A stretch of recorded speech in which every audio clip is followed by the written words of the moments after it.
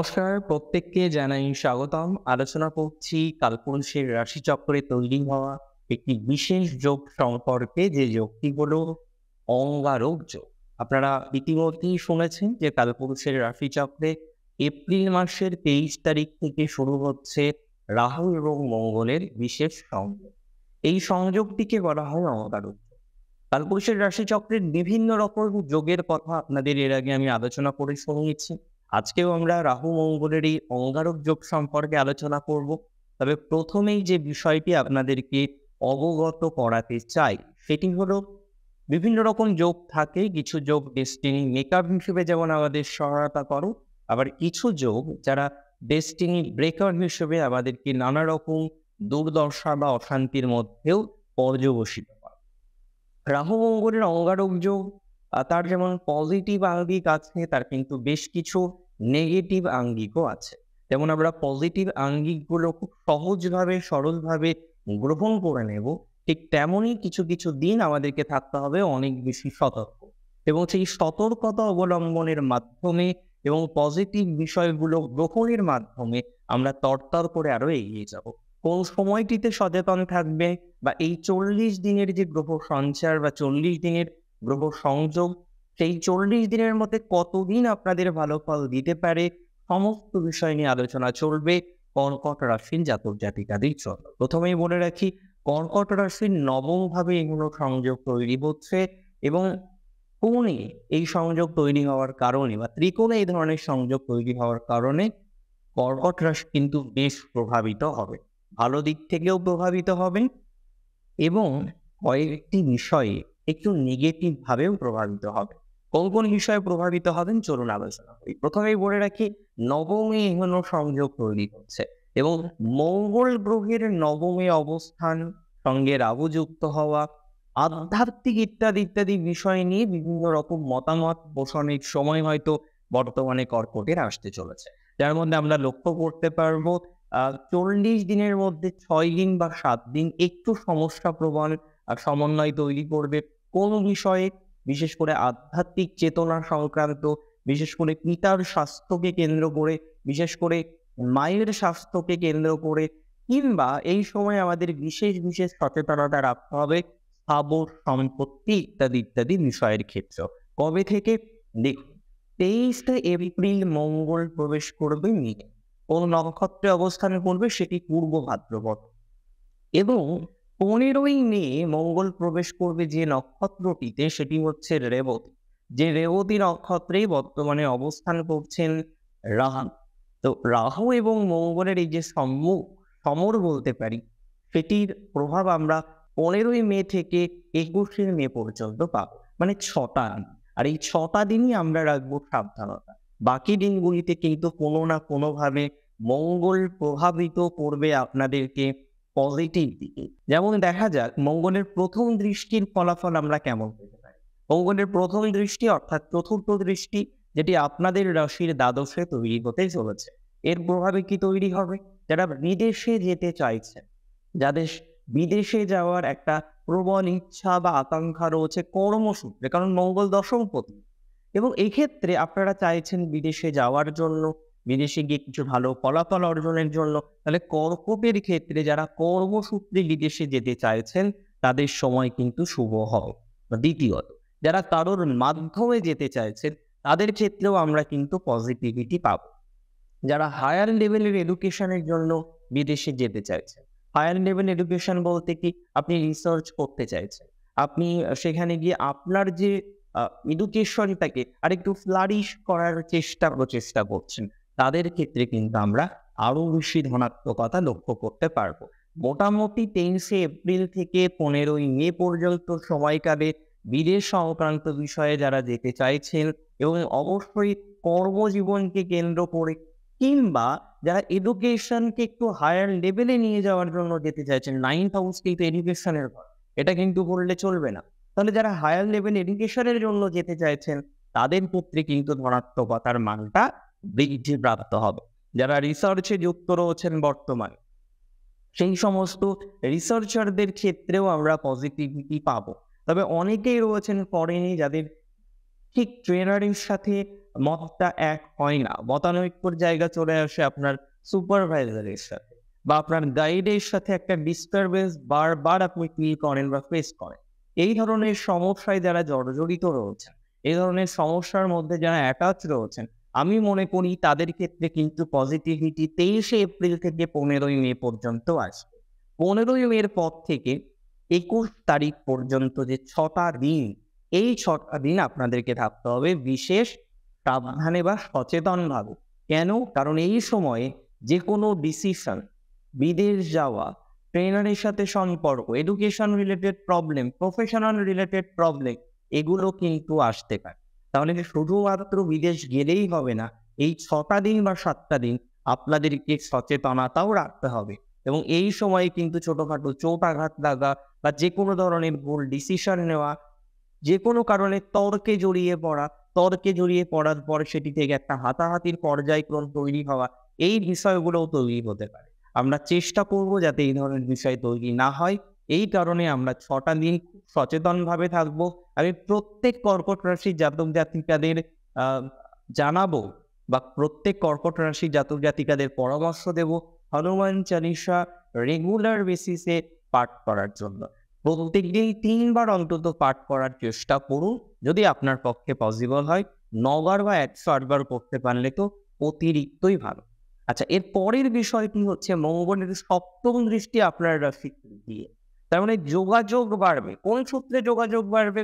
পঞ্চমপতিকে মঙ্গল পঞ্চমপতি, দশমপতি, নবমে থেকে আপনার রাশির ৩য় দৃষ্টি দেবে। কমিউনিকেশন, যোগাযোগ, স্কিল এগুলো কিন্তু বাড়তে চলেছে এবং বন্ধ হয়ে যাওয়া কাজ কোনোভাবেই সফল হচ্ছিল না। এর আগে যেহেতু মঙ্গল অষ্টমে থাকবে, সে কারণে আপনারা দেখেছেন প্রেমজ জীবনের ক্ষেত্রে কিছু জটিলতার জায়গা এসেছে কিংবা ২০২৪-এ ২৩শে এপ্রিলের আগে প্রেমজ জীবনের ক্ষেত্রে সমস্যা এবং তৎসহ আপনি দেখলেন আপনার হওয়া কাজ মোটামুটি সেটেলড হয়ে যাওয়া কাজ সেটিও হলো না বা সেখানেও একটু ডিস্টার্বেন্সের জায়গা তৈরি হয়ে গেল। তো যাদের এই ধরনের বিষয়বস্তুর ক্ষেত্রেও জটিলতা, ডিস্টার্বেন্স এরকম কিছু সিচুয়েশনের জায়গা তৈরি হয়েছে বা এখনো রয়েছে ২৩ তারিখ পর্যন্ত থাকার পর এই সংযোগ কিন্তু আপনাদের ক্ষেত্রে শুভ ফলাফল দেবে। সো এটা বলা যেতে পারে যে প্রেমজ সম্পর্ক হোক, যেকোনো ধরনের রিলেশনশিপ হোক, তার যোগাযোগ বৃদ্ধিপ্রাপ্ত হবে। আল্টিমেট ফল কোন দিকে যাবে? যোগাযোগ বাড়ার পর কি পুনরায় সম্পর্ক নতুন করে শুরু হবে? না সম্পর্ক আবার শেষ হবে? না জাস্ট ওকে টাইপের একটা কম্বিনেশন চলবে?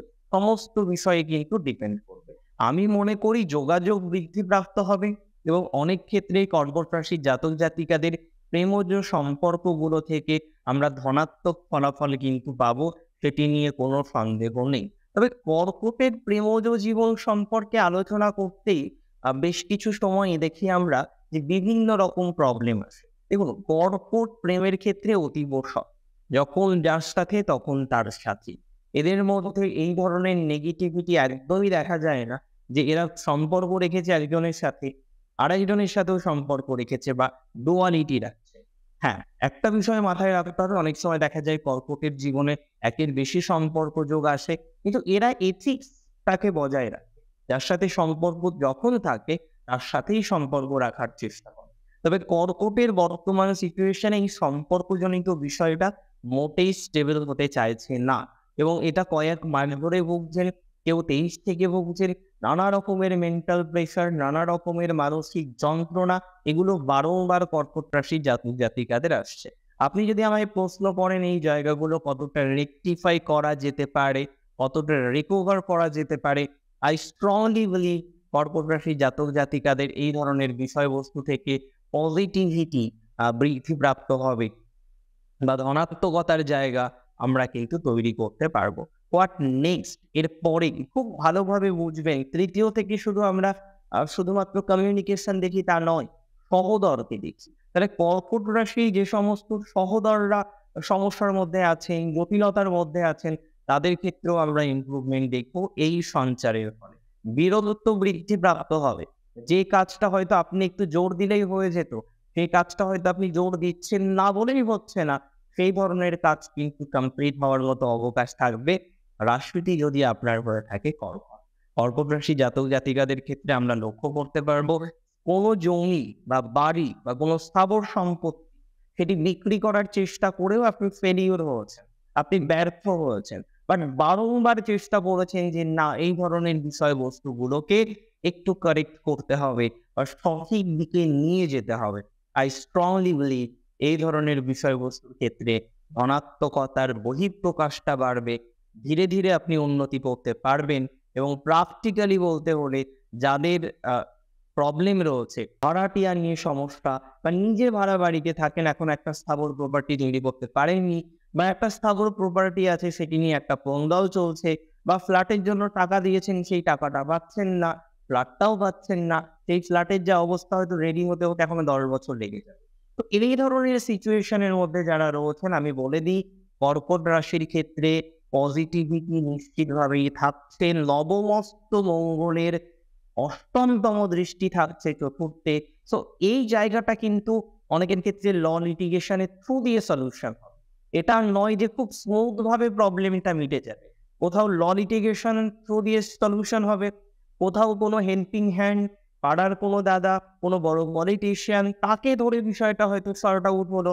অর্থাৎ কোথাও যেন যে একটা মাধ্যমের আসার অবকাশ রয়েছে, যে মাধ্যমের থ্রু দিয়ে আপনার এই প্রবলেমটা সলিউশন হতে পারে। অনেকেই জানেন বর্তমানে বাড়িতে বাস্তুদোষ সংক্রান্ত প্রবলেম রয়েছে কর্কটের, এবং এই প্রবলেম তৈরি হয়েছিল 1.5-2 বছর আগে থেকে, বা বিগত দিনে আপনি যখনই একটা নতুন কিছু ক্রয় করে থাকা শুরু করলেন তখন থেকে প্রবলেমটা ধীরে ধীরে বাড়তে শুরু করেছে। এবং আপনি জাস্ট অ্যাস্ট্রোলাইজ যে কেন হচ্ছে এটা, এর পিছনে কি রিজন, ঠিকই তো ছিল, সবই ঠিকঠাক চলছিল, but nowadays you are not in a safe hand. Nowadays আপনি বারংবার বিভিন্ন রকম জটিলতা, সমস্যা এগুলো ফেস বা ফিল করছেন। আপনি যদি আমায় জিজ্ঞাসা করেন ইয়েস এই জায়গাটা থেকে বেরোতে পারবো কি, এই জায়গাটাকে কি সলিউশন করতে পারবো, আই স্ট্রংলি বিলিভ এই জায়গা থেকে বেরোতে পারবেন, সলিউশনও করতে পারবেন। এবং যাদের ইএমআই কে কেন্দ্র করে সমস্যা চলছে, বাড়ির ইএমআই দিতে পারছেন না, মেন্টাল প্রেশার বাড়ছে, তাদের ক্ষেত্রে পজিটিভিটি থাকবে। দেখুন শুধু পজিটিভ গুলো নিয়ে আলোচনা করলে হবে না, এই ট্রানজিটের নেগেটিভটা এবার একটু বলার চেষ্টা করি, সেটাও শুনুন। প্রথমত যে 6টা দিন আমি বললাম, এই 6টা দিন আমরা কি কি করবো আর কি কি করবো না। দেখুন নিশ্চিতভাবেই কি কি আমরা 34 দিনে করবো সেটা আলোচনা করেছি, বাট এই 6 দিন যে যে বিষয়গুলো আমরা অ্যাভয়েড করবো তার মধ্যে প্রথম হলো জমি বাড়ি সংক্রান্ত কোনো লেনদেন এই সময় করা যাবে না। বিদেশ যাবেন খুব ভালো কথা, কিন্তু টাকা লেনদেন, বিদেশে যাওয়ার জন্য যোগাযোগ, সিগনেচার, এই সময়ে অ্যাম্বাসিতে যাওয়া, এই বিষয়গুলো অ্যাভয়েড করতে হবে। যে কোনো ল লিটিগেশন রিলেটেড বিষয় থাকে, যদি থেকে থাকে, এবং সেক্ষেত্রে যদি আপনার হাতে থাকে যে হিয়ারিং ডেটটাকে পিছানোর, তাহলে আমার মনে হয় এই সময়টাকে স্কিপ করা সব থেকে ভালো। যাদের ফ্যামিলি প্রবলেম এতটাই হিউজ, আপনি বুঝতে পারছেন না আপনার সংসারটা টিকবে কিনা, আপনি বুঝতে পারছেন না যেভাবে নেগেটিভিটির মাত্রাটা বাড়ছে, সেখানে একটা টাইমের পরে আপনি আপনার সম্পর্কটাকে আর টেকাতে পারবেন কিনা, এবং আপনি খেয়াল করলেন আপনার ওয়াইফ এতটাই রেগে গেছেন, তাহলে এই সময় তাকে কন্ট্রোল করার চেষ্টা করতে হবে। জাতিকাদের ক্ষেত্রে বিশেষ করে কর্কট রাশির তার হাজবেন্ডের সাথে যদি অশান্তি হয়, অন্য সময় যেভাবে আপনি সমাধান করেন সেটা করলেন, কিন্তু এই সময় হয়তো আপনাকে হেরে গিয়ে মানে একটু মাথা নত করে সমাধান করতে হতে পারে। আর আমি বলবো সেটি আপনার করা উচিত। এবং কর্কট রাশির জাতক জাতিকাদের ক্ষেত্রে আমি এটাও বলে রাখি, এই সময় যারা গাড়ি চালান, দেখুন চতুর্থ, তৃতীয়, দ্বাদশ কানেক্টেড হয়েছে, তাহলে আমরা এই সময় গাড়ি চালানোর ক্ষেত্রে সচেতনতা রাখবো। অতিরিক্ত ক্রোধ আসলেও সেটাকে কন্ট্রোল করার চেষ্টা করতে হবে। ইমপালসিভ নেচারটাকে শো করা একদমই এই সময় কিন্তু যাবে না। কর্কটের যদিও আমরা মে মাস থেকে দেখছি একাদশে বৃহস্পতি অবস্থান করবেন, চাকরি পরিবর্তন ইত্যাদি ইত্যাদি ডিসিশন নিতে পারে, বাট এই 6টা দিন অ্যাভয়েড করলে আমার মনে হয় না যে খুব বেশি ক্ষতি হবে। অনেকে অ্যাক্টর রয়েছেন, অ্যাক্টর্স রয়েছেন, এই সময়টাকে এনহান্সমেন্টের জন্য ভাবতে পারেন। আজকের অনুষ্ঠানটি মূলত ছিল অঙ্গারক যোগের প্রভাব নিয়ে, তবে আমরা সুপ্রভাব নিয়েও আলোচনা করেছি, আর কিছুটা প্রিভেন্টিভ আলোচনাও করেছি। আশা রাখি আজকের অনুষ্ঠান আপনার ভালো লাগবে এবং কাজে আসবে। অনেক ভালো থাকুন আপনারা। শেষ করছি আজকে এখানেই। জয় শ্রীগণ।